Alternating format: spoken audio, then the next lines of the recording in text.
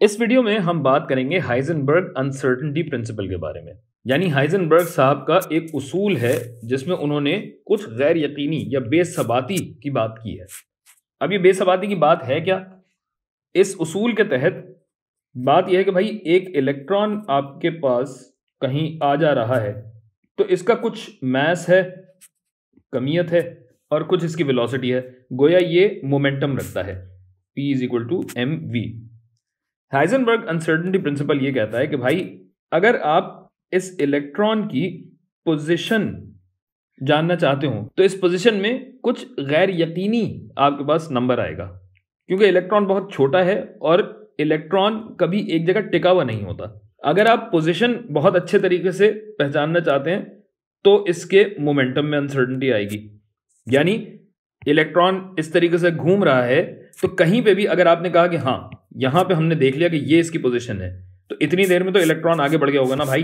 गोया पोजीशन की अनसर्टेनिटी, ये डेल्टा जो अनसर्टेनिटी को कहता है, पोजीशन की अनसर्टेनिटी जितनी कम होगी मोमेंटम की अनसर्टेनिटी उतनी ही ज्यादा होगी।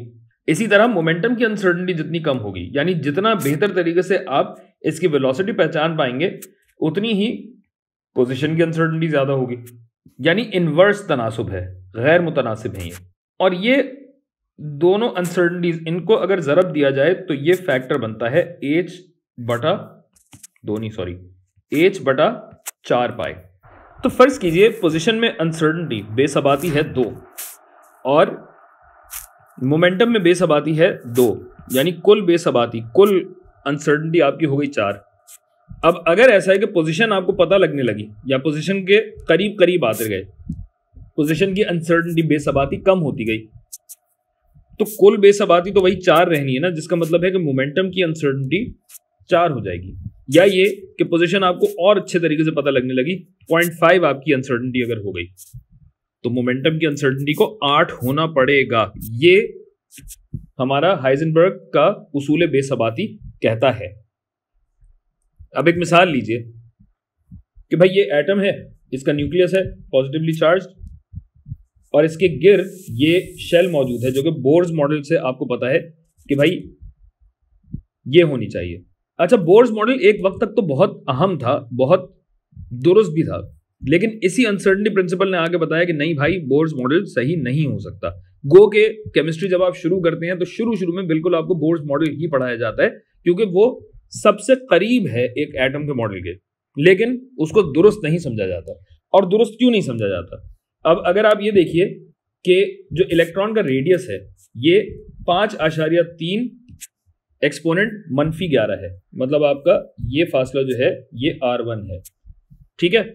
और इलेक्ट्रॉन एक वेलोसिटी रखता है जो कि जाहिर टेंजेंशियल वेलोसिटी होगी, 2.2 v लिख देता हूं सिर्फ, तो 2.2 एक्सपोनेंट 6 ये वेलोसिटी है, फर्ज कीजिए आपको पता है। और इलेक्ट्रॉन का मास हम जानते हैं कि 9.11 एक्सपोनेंट -31 किलोग्राम इलेक्ट्रॉन का मास होता है, ठीक है भाई। तो फर्ज कीजिए कि मैं आपको कहता हूं कि जो मेरा मोमेंटम है ना, इस इलेक्ट्रॉन का जो मोमेंटम है जो कि mv होगा, इसमें एक अनसर्टेनिटी पाई जाती है, बेसबाती पाई जाती है, और ये बेसबाती 0.1 है, ठीक है भाई। जिसका मतलब ये है कि mv को आपको जरब देना पड़ेगा 0.1 से। तो चलिए कैलकुलेट करके देखते हैं।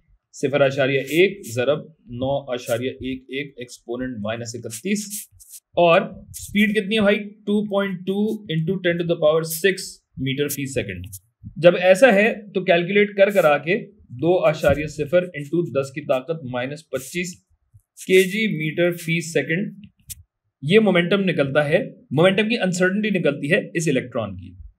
अब अगर हाइजेनबर्ग अनसर्टेनिटी प्रिंसिपल हम इस्तेमाल करें तो ये कहता है कि भाई जो फासले में अनसर्टेनिटी होगी उसको अगर जरब दिया जाए डेल्टा पी से, यानी मोमेंटम की बेसबाती से, तो क्या हो जाएगा भाई? 2.0 -25, ये ज्यादा होना चाहिए h बटा, बार 2 पाई लिखे जा रहा हूं, h/4 पाई के, ठीक है भाई।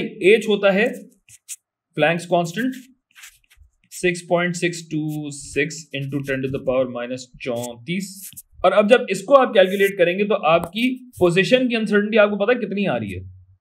कम से कम अनसर्टेनिटी आपकी बनती है 2.6 ज़रब 10 की ताकत -10। और अब अगर आप गौर करें तो R1 आपको जो दिया गया है 5.3 ज़रब 10 की ताकत -11, तो ये तो रेडियस था ना, निस्फ कतर था। पूरा कतर अगर निकाला जाए, डायमीटर निकाला जाए, जो कि 2R1 होगा, तो इस इलेक्ट्रॉन का जो डायमीटर होना चाहिए वो 1.06 ज़रब 10 की ताकत -10 मीटर होना चाहिए। जबकि यहां अगर आप देखिए तो 2.6 ज़रब 10 की ताकत -10 इसकी अनसर्टेनिटी आ रही है। अब इसका मतलब क्या है? इसका मतलब यह है कि अनसर्टेनिटी का कहना यह है कि भाई रेडियस जो है ना वो इतना नहीं हो सकता, और इतने वसूख के साथ तो आप कह भी नहीं सकते। रेडियस दरअसल होना चाहिए इतना, कितना? ये जो डायमीटर d हमने निकाला है 1.06 × 10⁻10 है ना, ये इतना इसका डायमीटर होना चाहिए। जबकि अगर R1 के हिसाब से निकाला जाए तो डायमीटर सिर्फ इतना आ रहा है, तो इतना तो सिर्फ अनसर्टेनिटी में जा रहा है भाई, इतने के बारे में तो हमें यकीन नहीं है। यानी ये जो R1 बोर्स मॉडल के तहत निकल रहा है ना, ये गलत है। अनसर्टेनिटी प्रिंसिपल हमें यही बता रहा है कि जब हमारी मोमेंटम के बारे में अनसर्टेनिटी कम थी, बिल्कुल 10% थी सिर्फ, 0.1 यही होता है ना, 10/100, तो 10% बनता है 0.1। जब मोमेंटम में अनसर्टेनिटी हमारी कम थी तो हमारी पोजीशन की जो अनसर्टेनिटी आ रही है वही इतनी ज्यादा है, तो लिहाजा ये जो बोर्स मॉडल वाला रेडियस है ये सही नहीं हो सकता।